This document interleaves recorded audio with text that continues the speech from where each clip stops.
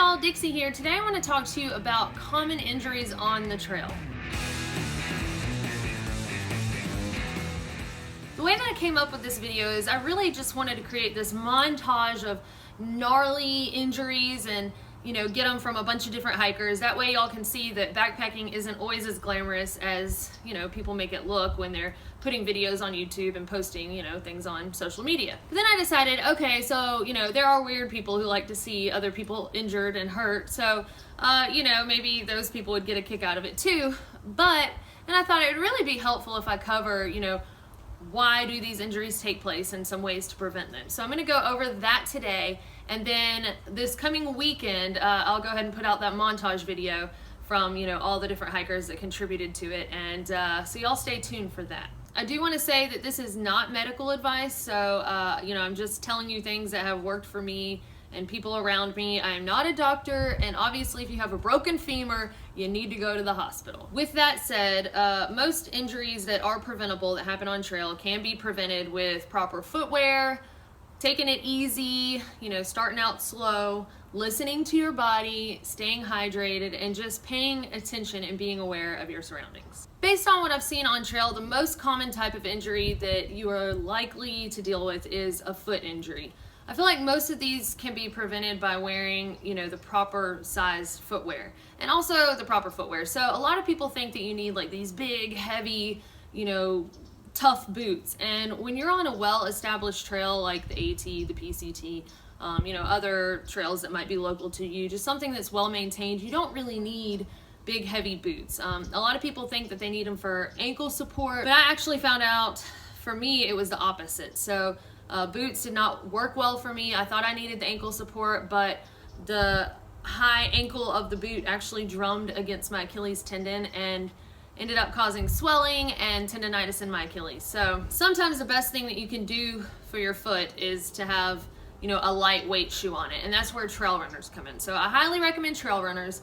I would say about 95% of people I've seen on trail wear trail runners. That doesn't mean it's going to work for everybody. I just want to say that you might not need as much ankle support as you think you do. Now you want to make sure that whatever shoe you get fits properly, and a lot of people think that it's going to be their normal size shoe. A lot of times it's a half a size or a whole size bigger. While you're hiking and just beating your feet up every day, your feet are gonna swell and they're going to expand and might even flatten out a little bit. So my feet definitely grew from the beginning of the AT to the end of it, and then even from there while I was on the PCT. I do 2 different tests to make sure that my shoes are properly sized, because sometimes when you go between brands and things like that, the sizes don't all line up perfectly.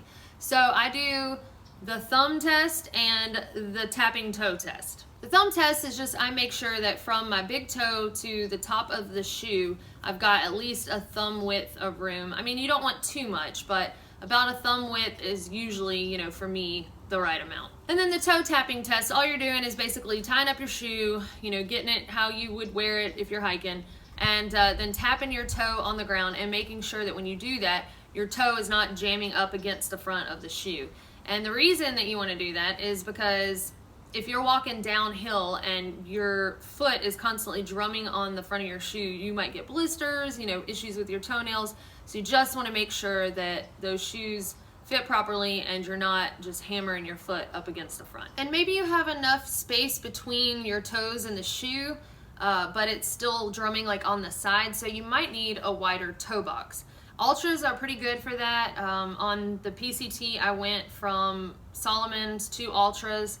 Likely will continue with Ultras moving forward because the toe box is just so roomy, and it helps prevent my toes from rubbing together, and then also gives them room to spread out, and I don't have my nails hitting the front of my shoe, even like on the sides. It's always a good idea to test your shoes out before you get out there on trail, but I mean there have been times on trail where I'm at an outfitter and the only types of shoes they have are ones that I've not used before. So sometimes you just have to make do with what you have. Some people just go with the factory insole. Some people choose to wear super feet or sole insoles.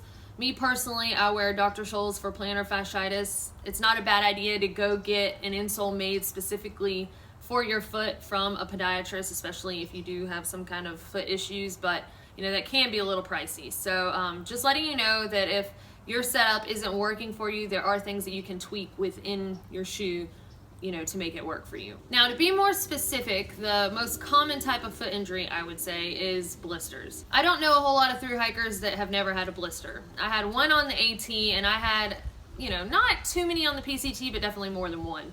I never used to get blisters on day hikes, so, even if you're day hiking and you're not getting blisters, on a thru hike, your feet are going through a whole lot more. So you might end up with blisters. If you do find yourself with blisters, then try to figure out, what's causing it. Is it debris being thrown up in your shoe? If so, then maybe you need gaiters, which just go around your ankle and over the top of your shoe to keep, sticks and pebbles and things like that from getting into your shoe. If it's friction, for example, your two toes rubbing together, you can get toe socks made by Injinji. They make liners and then actual socks. So that way it's material rubbing on material rather than your toe on your toe. And say it's friction on the bottom of your heel, for example. They do make sock liners, which kind of does the same thing. It's just like a thin sock on the inside of your sock, so it lines the sock, and it allows the material of the sock liner to rub with the material of your sock and then, the bottom of your shoe. And it just helps reduce that friction that's actually causing irritation to your skin. The best thing to do to prevent blisters is to stop them as you feel them forming. So if you feel yourself getting a hot spot, sit down and take care of it immediately. Whatever you can do to clean it and then bandage it. I've used Leuko tape, duct tape. Some people carry moleskin and use that. Basically anything you can do to reduce the friction on that skin that's getting irritated. And then once you get to town, you can figure out a more permanent solution like the socks or liners or something like that. So you've already got a blister and now you're wondering, do I pop it or do I leave it? Well, it really depends case by case. That's how I judge it anyway. Sometimes I pop them, sometimes if I don't pop them, I see them expanding and getting bigger. But a nurse that I hiked with for a while said that, if you're gonna pop them, then at least wait 24 hours or so and give that skin underneath the blister time to kind of start forming and getting a little bit, stronger. When I've popped them, I just always heat up a safety pin with a lighter and put some hand sanitizer on it.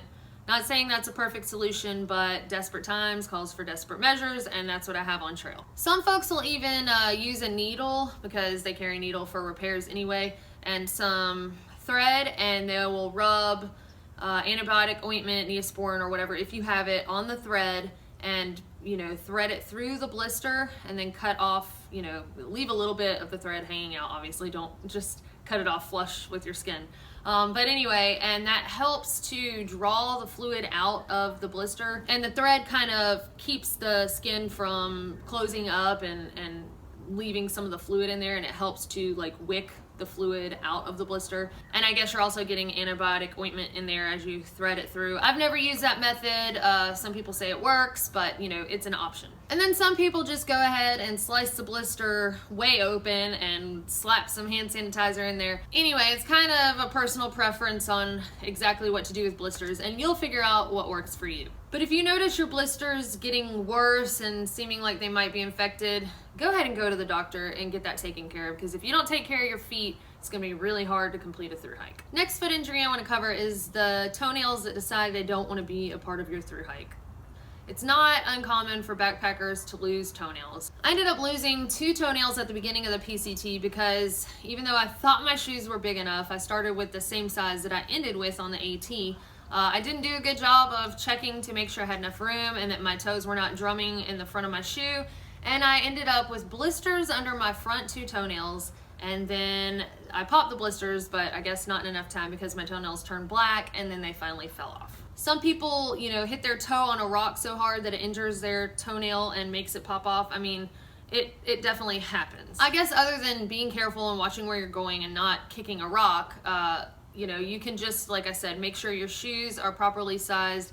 And if you do notice your toenails starting to come off, figure out why that's happening and change it up. One thing that could cause your toenails to come off, even if your shoes are properly sized, is if you let them grow too long. So if you don't keep them trimmed up, then chances are, if they're a little bit longer than maybe you would normally have them, they could be hitting the front of your shoe, even though you would have enough space if you keep them trimmed. I carry toenail clippers with me for most of the way, but if you're not going to, you can get a pair for 99 cents every now and then in a trail town, and just make sure you keep, keep those talons groomed a little bit so they don't pop off while you're walking. As far as what to do if your toenails do come off, I mean, I would say keep the area clean, you know, make sure that there's nothing there getting infected. There was nothing that was like an open wound on my toenails. It's just that they started slowly like detaching from the skin, and I just started trimming them back, you know, as they would detach, and then finally they stopped to a point and they have now pretty much grown back.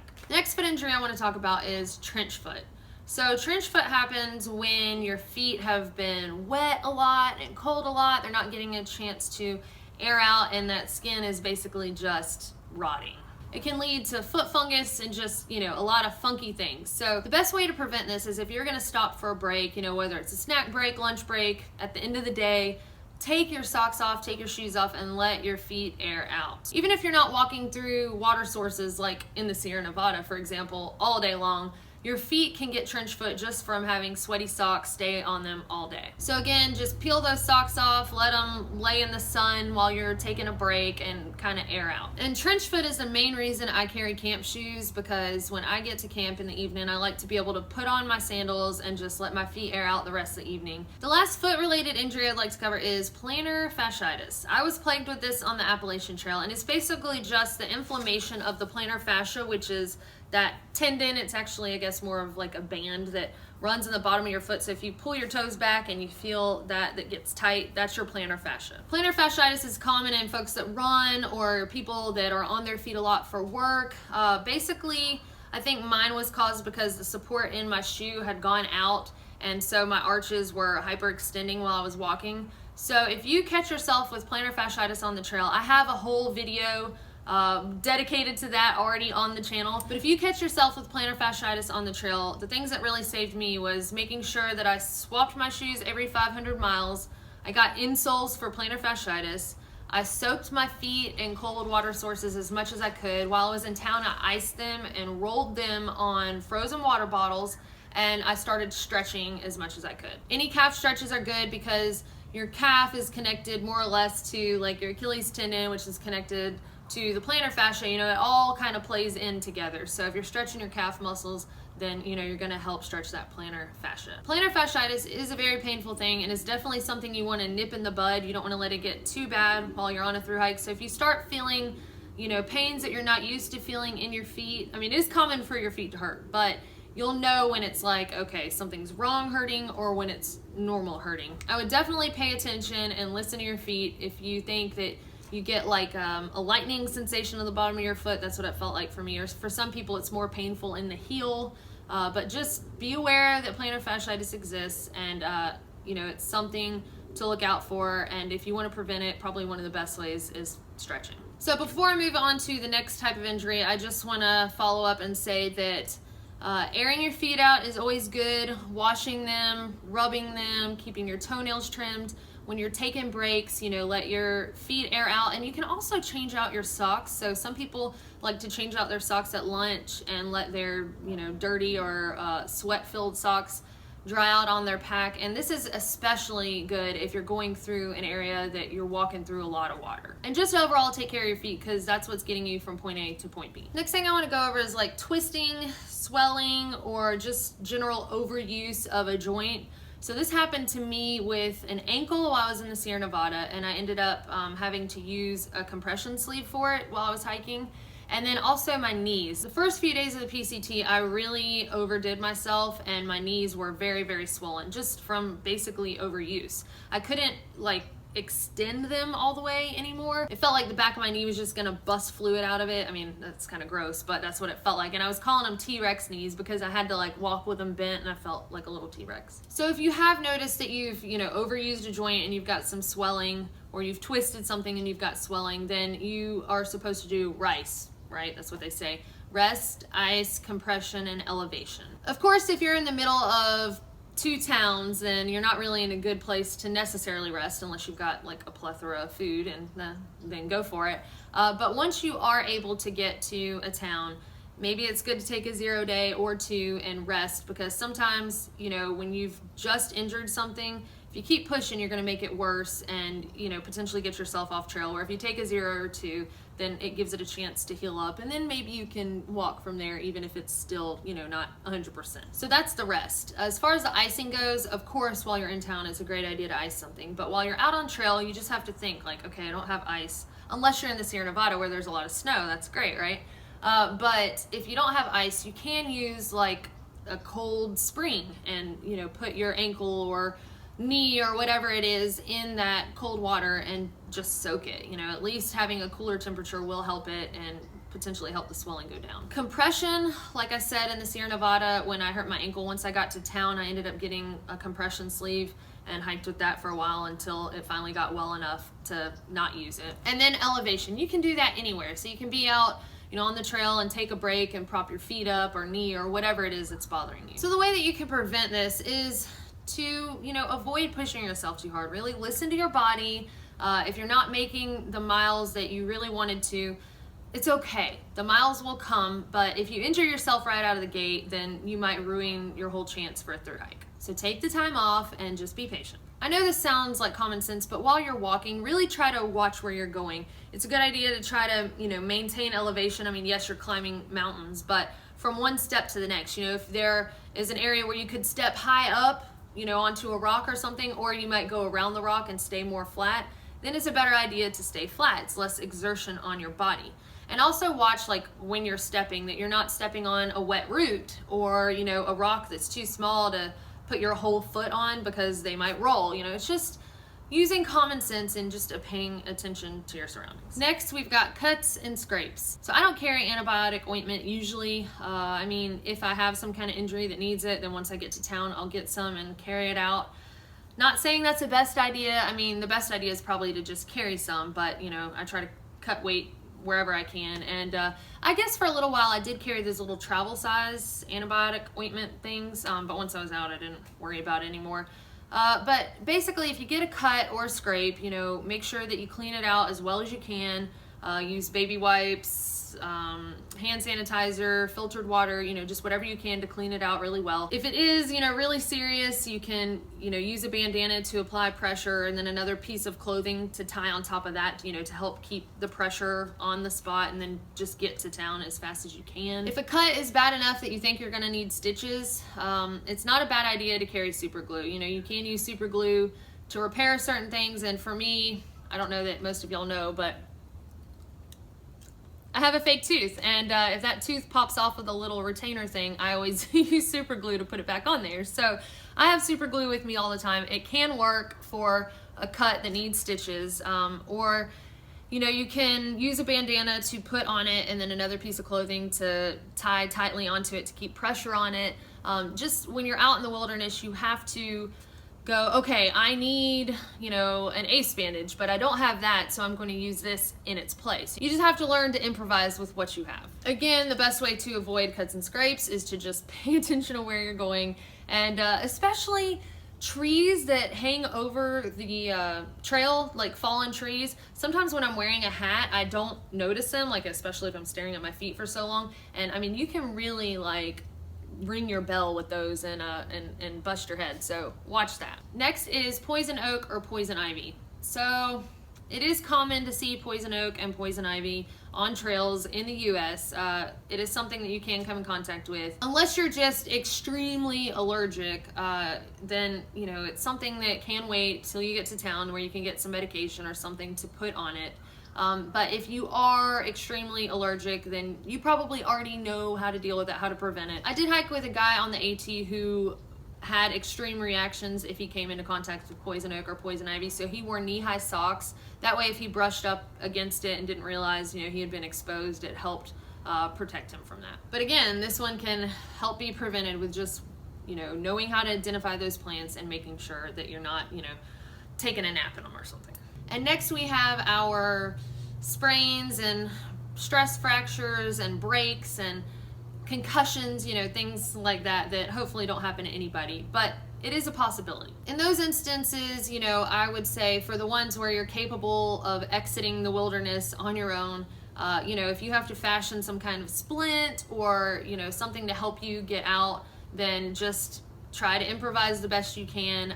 You've got sticks to help make splints, some cord, you know, duct tape. I mean, there are several things that you can use. It doesn't hurt to go ahead and brainstorm some options and think about things that you have in your pack that you could use in that instance if you needed to. And then for the more extreme situations, hopefully you'll have somebody with you or around you that can, you know, seek help if they need to. It's not a bad idea to carry a GPS locator beacon if you are going to be hiking alone, and even if you aren't, because you just never know when somebody might actually need a helicopter to come pick them up. So I've used like a regular GPS locator beacon where it doesn't communicate with anybody unless I flip the antenna and push the button. Then there are like spot devices where you can check in every so often and let people know you're okay and call for help.